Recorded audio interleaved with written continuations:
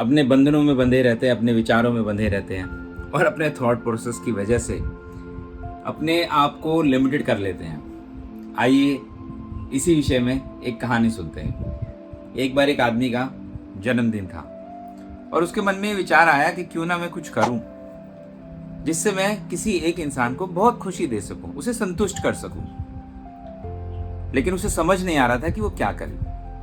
उसने YouTube जैसा platform उठाया, फटाफट चीज़ें स्क्रॉल की कि कुछ आइडिया मिल जाए कि वो क्या करे। और तभी उसे एक सामने एक ऐसा वीडियो आया जहाँ पे उसे लगा कि हाँ, मैं ऐसे किसी गरीब की मदद करके जिसको पैसों की ज़रूरत है और उस लेवल तक मैं उसकी मदद कर दूंगा कि वो संतुष्ट हो जाए, खुश हो जाए और वो कहे कि भगवान आज मुझे बहुत बढ़िया दिन मिला, मुझे बहुत अच्छे इंसान से मिलने का मौका मिला। इसी विचार के साथ वो अपने घर से निकला तो पास ही मंदिर था और मंदिर के पास एक बाहर भिखारी बैठा हुआ था।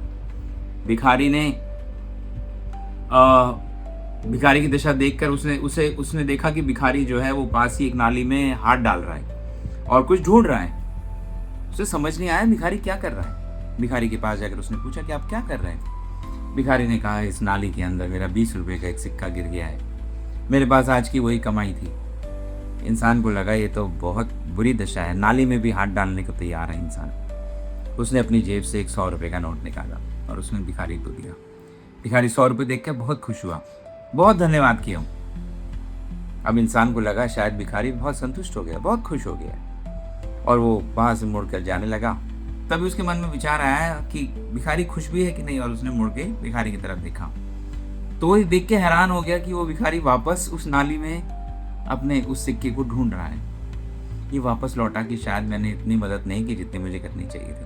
अब की बार इसने 500 रुपये का नोट निकाला और भिखारी को दे दिया। भिखारी ने जब वो 500 का देखा तो वो और खुश हुआ, अरे वाह ये तो बहुत बढ़िया हो गया।